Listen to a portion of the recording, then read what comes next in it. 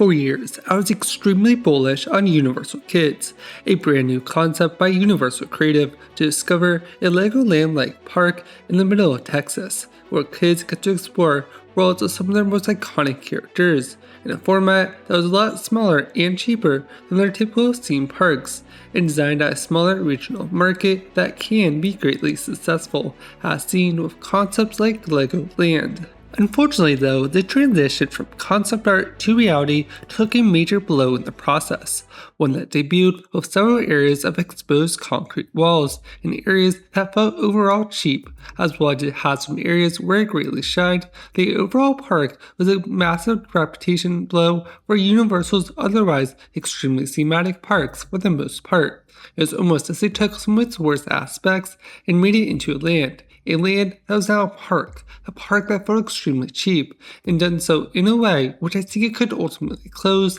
if extreme decisions are not made. As well as it could functionally work, its ultimate execution in this current format, even if it does, is extremely damaging to what the Universal Creative brand is in the overall parks. Done so in a way which is extra revenue, even if it was profitable, is not worth keeping around forever and needs drastic improvements or changes, or even potentially selling off the park as a whole. This is the story of this park, how it went so wrong, what Universal Creative could do to save it, potential second options like selling the park, and how and why this park ultimately failed, while other concepts like Horror Unleashed were a great way to extend upon the brand and did successfully integrate on this idea of extending upon Universal's portfolio, while also doing so in a way which it upkept some of Universal's high standards when it came to their theme parks and success. And for those wondering who I'm an analyst who has a love and passion for the themed entertainment space and have been studying and enjoying the parks for over a decade. When it comes to the revenue streams of a Universal Kids Resort, the main ones are the park tickets, hotel room that connects to the park, as well as the overall parking fees that guests that want to go and visit will need to pay, unless they buy an annual pass where this is included. However, outside the annual pass option, which previously cost $129.99 for the option without parking and $164.99 for the option with parking, there's also the option to buy a one-day ticket for $54.99 or a two-day ticket for $73.99. Guests that are younger than 2 years old enter for free. Upon entering the gates, guests will explore 7 quote-unquote immersive areas for guests to go and explore, finding flat rides, play areas, dance parties, shows, and several meet and greets,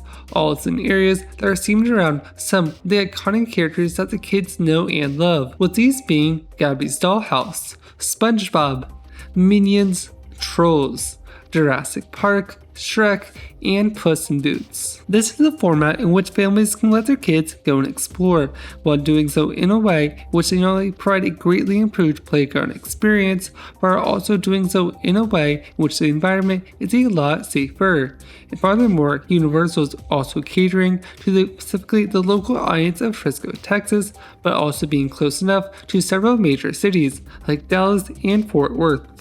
So where did Universal Creative go wrong? And after all, this does seem like a perfect park for families, and even its early execution is performing extremely well. Well, it ultimately comes to its execution, as while there are some highly themed areas of the park, the majority of the park feels cheap and is missing a lot of those high quality 3D sets and sculpture elements found throughout the majority of the Universal Creative's lineup of parks and resorts around the world. Furthermore, certain areas feel extremely lacking and cheap, and other areas are completely unthemed as a whole, leaving just bare concrete with no theming or even paint to help cover it up. And ultimately, I think this is where the park really starts to hurt itself, especially when considering the longevity of it and its brand reputation for the other parks, as Universal Creative built themselves on these highly themed and immersive areas. Meanwhile, Universal Kids, a park that was designed while also enjoyable for families and especially those with young children,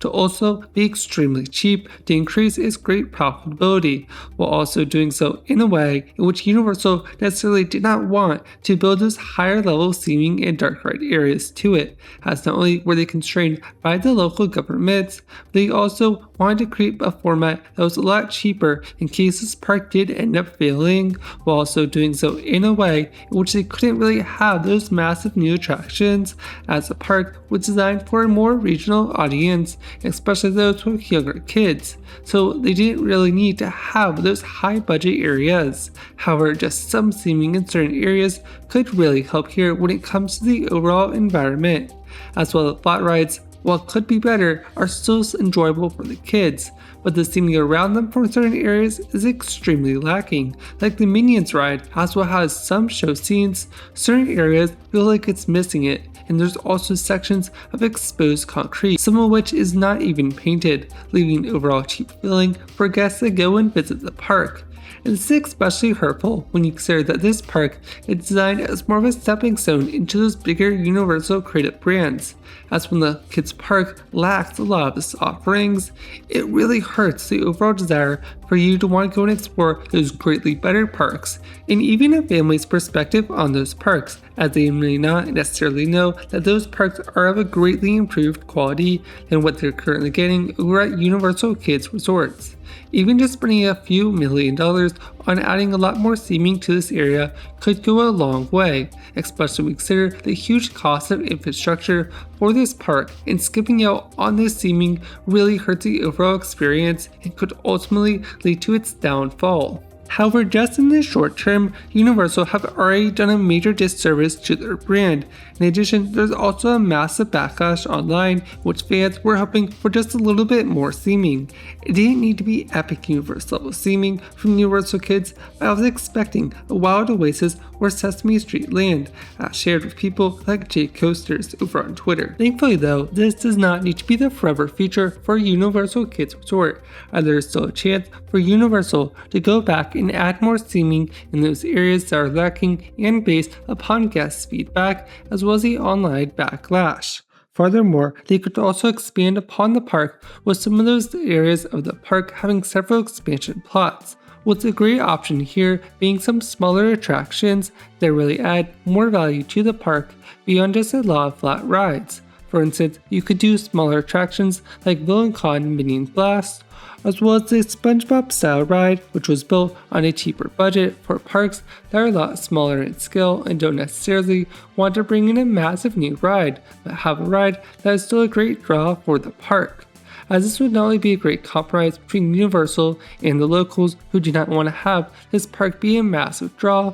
but Universal is also enchanting the park in a way in which it doesn't necessarily damage its bigger brand and reputation by making this park so big that it unfortunately takes away from those bigger destinations, where guests with those younger families would instead opt for this cheaper destination instead of going to visit some of their bigger, a lot more expensive parks that still offer great and highly themed kids areas to them.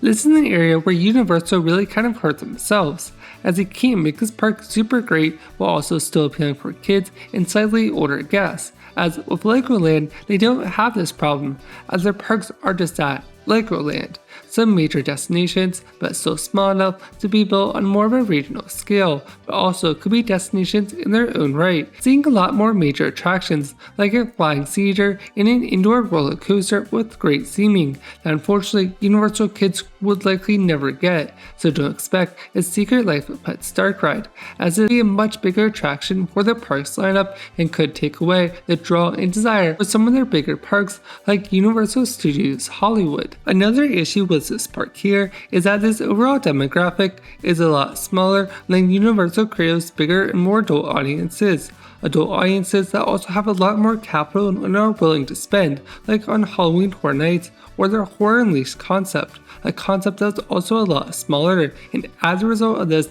and the older target demographic, Universal Creative was able to provide a more expensive experience in a smaller format, but doing so in a way in which they kept that high seeming and standards of their main parks, a format that was not only executed extremely well and brings those same standards, but done so in a way which was so popular that was enough to greenlight a second location currently being built over in Chicago. Considering this, I almost think that it's better if Universal Kids, instead of building that massive theme park for kids that had a lack of high quality seeming throughout the majority of its areas, instead only highlighted it in a few of them and had a lot of the rides just be flat rides, I almost think that would have been better for Universal Creative to design Universal Kids not as this massive theme park, but rather a smaller but still expansive indoor venue like Horror Unleashed, as the overall cost to build a smaller venue would be a lot cheaper, and Universal would have more freedom in the budget to add a lot more of those high quality areas and attractions for a smaller standalone experience than building that massive park. Likewise, by building an indoor venue like Horror Unleashed, Universal is also able to have this experience open, rain or shine in its parks and not lose a lot of the demand for the park in cases of severe weather or just overall rainy days. Not to mention that this was built in Texas, an area that can be extremely hot in the summer, and by building an indoor venue would also allow for guests to truly escape the heat in those accommodating AC areas, but still have the opportunity to have some outdoor areas as well. Likewise, this format could have also been built quicker, have less city requirements to be built in the first place, while also doing so in a way which would be less capital intensive overall. But right now though, the Universal executives are stuck with Universal Kids Resorts. So what do they do with it instead? Well, ultimately, I think it's important for in the meantime add a lot of those higher quality seeming areas to the park, and while they could still build some of those smaller size but still notable attractions to the park's lineup like Villain Kong Mini Blast or Shrek 4D, it's critical that Universal greatly improves the overall seeming of what they currently have first, to not damage the reputation for their other brands, but also doing so in a way in which it keeps its current annual pass holders happy and wanting to go and renew that annual pass. However, the Universal executives could also look at the long-term impacts of this park and the cost to get there, as well as looking at the overall requirements to keep this park operational on a day-to-day basis and what it would mean from a right now, 5 years and 10 years perspective, as well as the overall determinations of growth, as Texas is a great market for them to build this area in. However, the overall longevity of the damage to the parks and what this area means, even if it is profitable, may not be worth it to keep it around forever. Likewise, Universal Creative could choose to sell this area and plot of land, or at least the park section of it, giving them the ability to get a lot of that capital back that they spent on building this project, but also doing so in a way in which they could reinvest some of those funds into other concepts, or even building a second version based around this initial knowledge and experience results from Universal Kids Resorts by building a smaller Universal Kids Resorts like an indoor venue as previously discussed, similar to the lines of Halloween Horror Nights, while also building so in a way which is up to that high level of seeming and quality. And funny enough, they have the room to do it on this current plot of land that Universal Kids Resort sit on.